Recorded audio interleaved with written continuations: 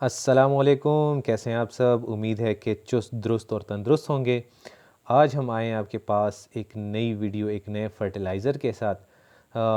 इसमें सबसे पहला जो इंग्रेडिएंट है वो है बनाना पील यानी केले के छिलके। बनाना पील में शामिल है विटामिन सी, विटामिन बी6 और विटामिन बी12। इसके अलावा पोटाशियम, मैग्नीशियम और मैंगनीज़ भी शामिल है। अच्छा, ये चीज़ें तो शामिल हैं।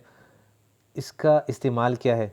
ये जो है बनाना पील सबसे बेहतरीन है केले के छिलके पेस्ट रिपेलेंट के तौर पर हम इसे यूज़ करते हैं। पेस्ट रिपेलेंट क्या होता है? पेस्ट रिपेलेंट वो होता है कि जो भी हशरात आपके पौधों को डैमेज करते हैं उनको ये दूर भगाने में सबसे मौसर है। अब ये पेस्ट रिपेलेंट सेम उसी तरह होता है जैसे कि हम मच्छर के लिए, मच्छर को दूर भगाने के लिए मॉस्पेल वगैरह लगाते हैं, मच्छर आपसे दूर रहने पे मजबूर हो जाते हैं। उसी तरह ये भी जो है एक बेहतरीन पेस्ट रिपेलेंट है आपके पौधों से।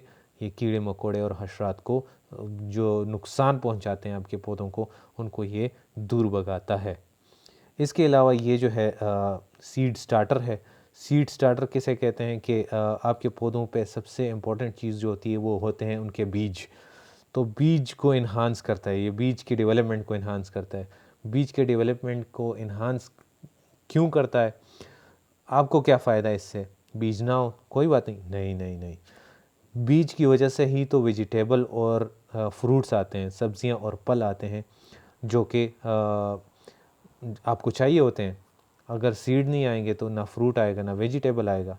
इसके अलावा ये गुलाब के फूलों के लिए भी, गुलाब के पौधे के लिए भी बहुत ज़्यादा ही मुफीद चीज़ है केले के छिलके।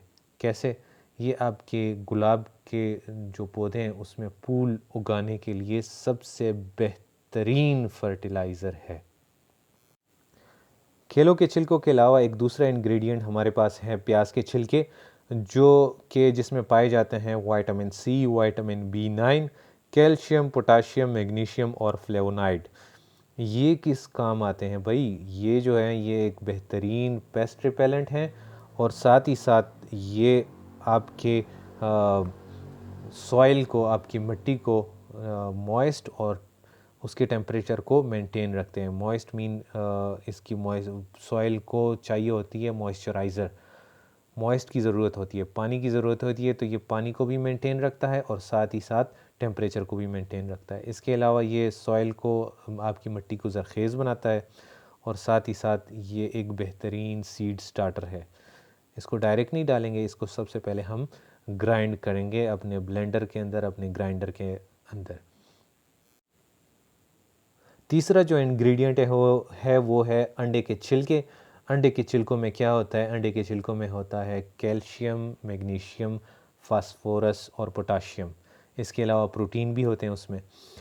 तो अंडे के जो छिलके हैं वो किस काम आते हैं? वो सीडलिंग के काम आते हैं, मींस बीज के पौधों पे बीज के आने के लिए सबसे मुफीद चीज़ है। इसके अलावा पेस्ट कंट्रोल के लिए भी ये बेहतरीन चीज़ है।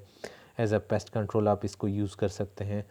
और अंडे के जो छिलके होते हैं उनको आप ऐसे मतलब ग्राइंडर में क्रश करके भी यूज़ कर सकते हैं। और उसके अलावा क्या कर सकते हैं आप, अंडे के छिलकों को इसी जहाँ पे हमने ये प्याज के छिलके ग्राइंड किए हैं, इसी में आप अंडे के छिलकों को डाल के ब्लेंड कर दें थोड़ी देर। जब इसका पाउडर बन जाए तो आप इसको यूज़ कर सकते हैं। देखें, हम अभी अंडे के छिलके अपने ब्लेंडर में डालने लगे हैं और इसके बाद हम इसको क्रश कर देंगे, फिर it is ready to use. चौथा इंग्रेडिएंट हम अपना फर्टिलाइज़र में क्या यूज़ करेंगे? वो हम यूज़ करेंगे गुड़। तो गुड़ में क्या होता है? गुड़ में होते हैं कार्बोहाइड्रेट्स जैसे कि सक्रोज़, ग्लूकोज़ एंड फ्रक्टोज़। इसके अलावा मिनरल्स भी काफ़ी सारे होते हैं, आयरन, कैल्शियम, फास्फोरस, पोटाशियम। इसके अलावा वाइटामिन्स होते हैं B6, B1, बी2 and B3. Protein भी होते हैं उसमें, लेकिन वो थोड़े कम मिकदार में होते हैं। इसके अलावा और मिनरल्स में शामिल हैं जिंक, कॉपर, सेलेनियम। तो गुड़ का मतलब फ्रेश गुड़ आपने नहीं लेना, ख़राब जो गुड़ होता है वो शामिल करना है हमने। गुड़ मैं यहाँ पे नहीं दिखा रहा, गुड़ मैं बाद में दिखाऊंगा जब मैं इसमें डालूंगा। ये मैंने पॉट लिया है, इसमें हम बारी बारी सब चीज़ें डालेंगे। खैर इसके अलावा ये थोड़ी सी मिट्टी मैंने डाली है अभी। गुड़ आपके माइक्रोबियल एक्टिविटी को इन्हांस करता है, फर्टिलाइज़र्स को भी इन्हांस करता है। ये मैंने केले के छिलके डालें, सेकंड लेयर सॉइल के बाद सेकंड लेयर, और फिर इसके बाद फिर से सॉइल मैंने डाली है, मिट्टी डाली है।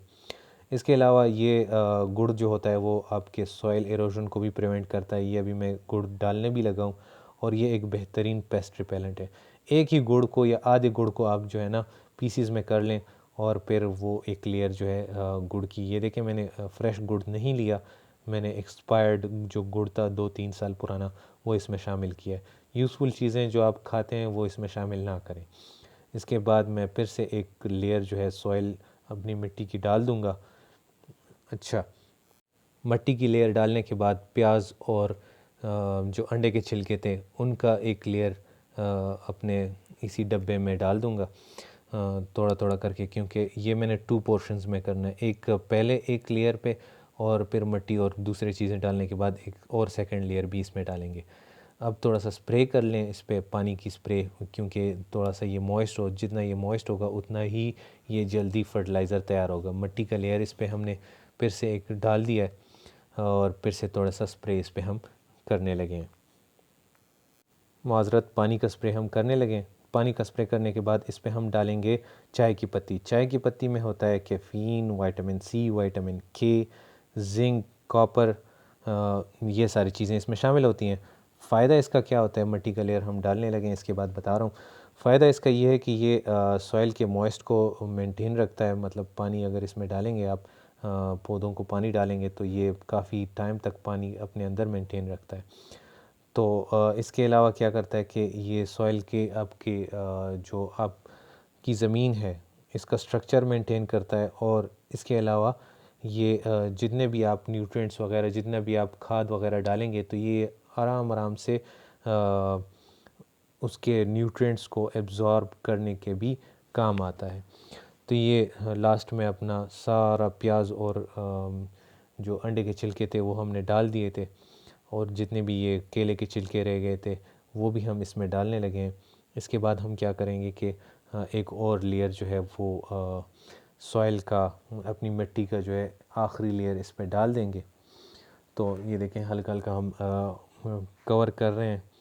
ये मिट्टी थोड़ी सी कम थी तो मिट्टी में लेके आ गया था फिर से, और ये मैंने प्रॉपर तरीके से अपने फर्टिलाइज़र को कवर कर दिया। लास्ट में हम पानी का स्प्रे मारेंगे इस पे, और स्प्रे मारने के बाद ये चीज़ जो है हमारी इस पे हम ये ऑलमोस्ट कंप्लीट हो गई है। इस पे हम अपना कवर रखेंगे, ठीक है, और 4 से 5 दिन के अंदर आपका बेहतरीन, आपका मैं तो कहता हूँ कि गोल्ड फर्टिलाइज़र तैयार होगा, रेडी टू यूज़ होगा, और आप अपने प्लांट्स को जितनी मर्ज़ी ये देना चाहते हैं, ये फर्टिलाइज़र जितना देंगे, जितना डालेंगे ये फर्टिलाइज़र, उतना ही ये जो है आपके लिए मुफीद साबित होगा। Thank you.